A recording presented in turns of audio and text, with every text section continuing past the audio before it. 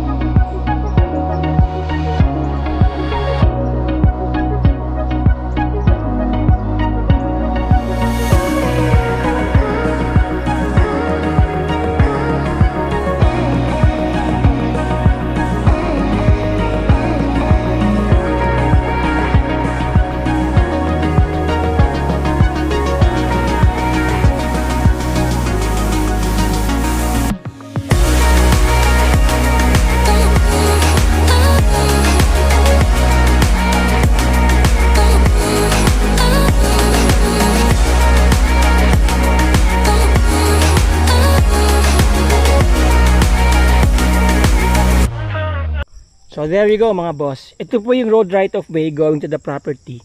Mula doon sa pader na yun, hanggang dito po yung property. Doon sa pader na yan. So ang haba ng frontage, tingin ko mga nasa ano po ito. Nasa, kung di ako nagkakamali, nasa 150 meters ang frontage nito. Tapos, papunta po doon sa likod, puro saging po yan. At saka mga punong kahoy. Ang katabi po nito, karamihan dito mga resorts, mga boss, mga sir. Mga ganda mga bahay, ano. Yan. Oh. Okay. So 5,000 square meters po itong property na to. Located po sa prime area, residential area. Actually, parang commercial area na rin kasi madaming ang resorts dito eh. Selling for 6,000 pesos per square meter. Magandang laban na po yung presyo na yan, sabi nila sa akin dito, ano po. Pero tingin ko naman baka negotiable yung may-ari. So yung mga interesado po dyan, mga boss, mga ma'am, mga sir, napakagandang investment nito dito sa Silang Cavite. Napakalapit po nito sa Taal Lake. Nandyan po yung, saan ba yung Taal Lake? Nandito yata yung Taal Lake, no? Nandyan po yung Taal Lake. Tapos nandun yung Perlas na Silang. Malapit po ito sa exit papuntang Manila sa Calax. Ano po yung toll booth nila dyan. At very accessible. Nakita nyo naman ang kalsada, very accessible. Ano po, concrete all the way papunta dito. Mahaba ang frontage, mga boss, mga ma'am, mga sir. Dito po yan sa Silang, Cavite. Napakaganda ng location. Ngayon, kung interesado po kayo, schedule kayo ng visitation nyo. Unfortunately, baka hindi ko kayo masamahan dito kasi alam nyo naman, taga Sambales ako. So meron po akong papakilalang tao sa inyo para alalayan kayo dito. Alright?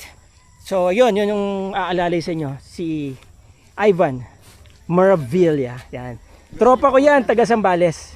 Yan, okay? Kung makita yung property, pasya lang kayo dito sa Silang. Ayan sa Silang, okay? So mga boss, nandyan ang aking number, contact details ko. Tawagan nyo lang ako, text nyo ako, PM nyo ako, message nyo ako, email nyo ako. Schedule natin yung visitation nyo dito, mga boss, mga sir.